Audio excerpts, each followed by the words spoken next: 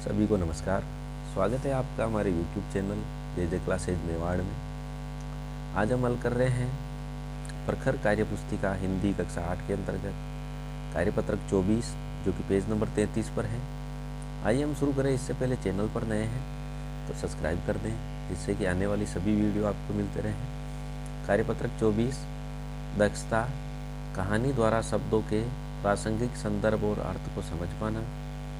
दी गई कहानी को पढ़कर दिए गए प्रश्नों के उत्तर दीजिए। एक धनी जमींदार बहुत बीमार था।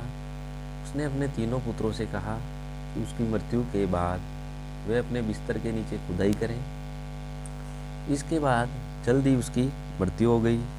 कुछ दिनों के बाद उसके पुत्रों ने उस स्थान की खुदाई शुरू की। खुदाई में से एक के ऊपर एक 3 पात्र निकले। सबसे ऊपर वाले मिट्टी, बीच में सूखा गाय का गोबर और नीचे के पात्र में भूसा भरा था। सबसे नीचे एक चांदी का सिक्का था। भाइयों को कुछ समझ में नहीं आया। उसने बड़े भाई ने कहा, पिताजी पात्रों में रखी चीज़ों के द्वारा हमसे कुछ कहना चाहते थे।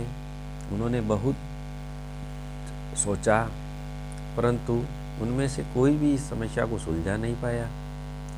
अंत में उन्होंने अपने डॉक्टर, जो कि पारिवारिक मित्र भी थे, उन्हें यह उलझन बताने का निर्णय लिया। जब भाइयों ने यह समस्या मित्र डॉक्टर साहब के सामने रखी तो वे हंसने लगे। उन्होंने कहा कि उसका अर्थ बहुत आसान है। तुम कहते हो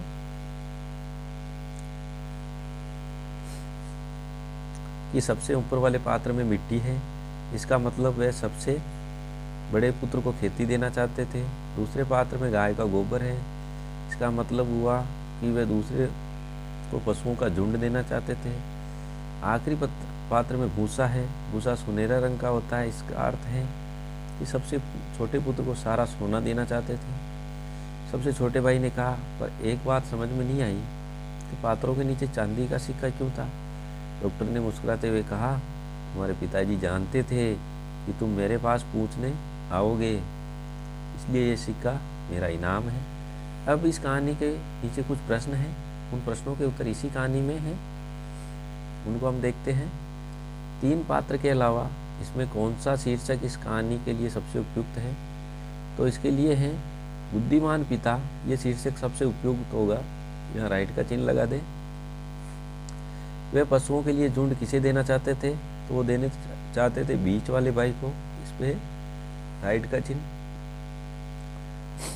जब भाइयों ने यह समस्या डॉक्टर के सामने रखी तो वे हंसने लगे। तकी शब्द का उपयोग किस तरह वाक्य में प्रयोग किया जा सकता है?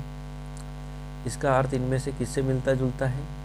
तो वह है प्रस्तुत की से मिलता जुलता है। सबसे नीचे वाले पात्र में अनाज के सूखे ये तिनके थे। इसमें राइट लगा दें। अभी आपकी स्क्रीन पर एक प्लेलिस्ट का चित्र दिख रहा है, उस पर उंगली लगाएं। प्लेलिस्ट ओपन हो जाएगी। वहाँ से सभी कार्यपत्र के हल आप एक साथ देख सकते हैं।